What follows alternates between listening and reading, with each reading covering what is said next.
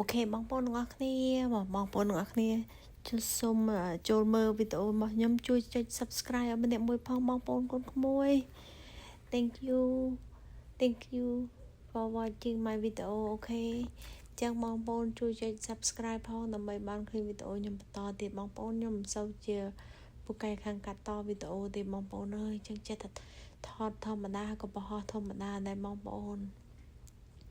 ខ្ញុំបញ្ចូលភ្លេងបញ្ចូលចម្រៀងអីក៏ខ្ញុំមិនដឹងថាបញ្ចូលទៅណាទេក្នុង YouTube អញ្ចឹងបងប្អូនអ្នកតិនបានរៀនណា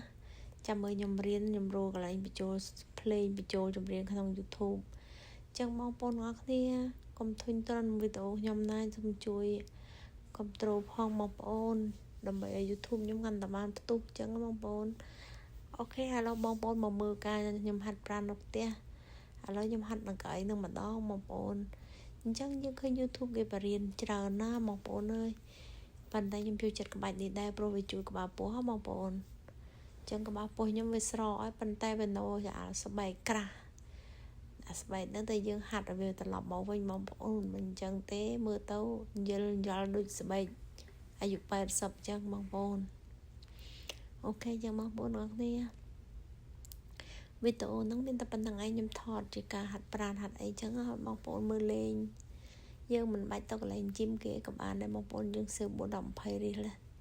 យើងហាត់នៅទៅក្នុងផ្ទះទៅបើរ៉ោនផ្ទះហ្នឹងមានកន្លែងតាណាយើងអាចហាត់បានយើងហាត់ណាបងប្អូនបើខ្ញុំនៅណានេះខ្ញុំនៅក្នុងចក្រាហ្នឹងឯងបងប្អូន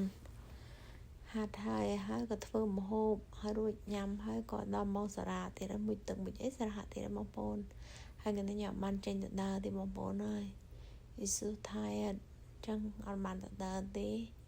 ប្រហែលជាស្អែកមិនចេញអញ្ចឹងបងប្អូនចឹងបងប្អូនជួយចុច subscribe ម្នាក់មួយ comment ម្នាក់មួយបងប្អូនចង់សួរសំណួរអីអាចសួរបានបងប្អូនទាំងអស់គ្នាអូខេចឹងអរគុណច្រើនបងប្អូនអរគុណធំបងប្អូនឃើញអត់ឃើញស្បែកក្បាលពោះខ្ញុំនៅក្រាស់ហ៎ចឹងខ្ញុំនឹងព្យាយាមហាត់អាហ្នឹងឲ្យស្រកទៅបន្តិចម្ដងបងប្អូននិយាយទៅយើងហាត់ប្រាណក៏ដោយយើងមិនអាចធ្វើមួយថ្ងៃបានដូចចិត្តទេបងប្អូនតើខំតស៊ូម្ដងបន្តិចណាបងប្អូនអូខេហើយខ្ញុំនេះប្រហែលខែចូលដល់ខែទី4ណានេះទី5ហ្នឹងខ្ញុំមិនបានកត់ទៀតអូខេបងប្អូនអរនេះឲ្យតែពេលបញ្ចូលសំឡេងនឹងតែស្ងាត់ហើយបងប្អូនអើយចឹងអរគុណច្រើនដែលបានចូលមើលវីដេអូនេះបងប្អូនទាំងអស់គ្នាបងប្អូនអរនេះជួយចុច subscribe ម្នាក់មួយផងបងប្អូនខ្ញុំបានធ្វើវីដេអូបន្តឲ្យបងប្អូនមើលទៀតអញ្ចឹងណាចឹងអរគុណធំបងប្អូនទាំងអស់គ្នា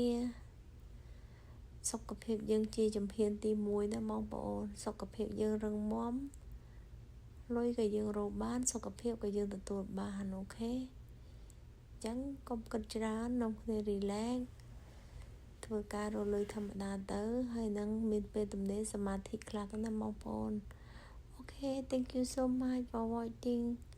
please like share follow and comment bye bye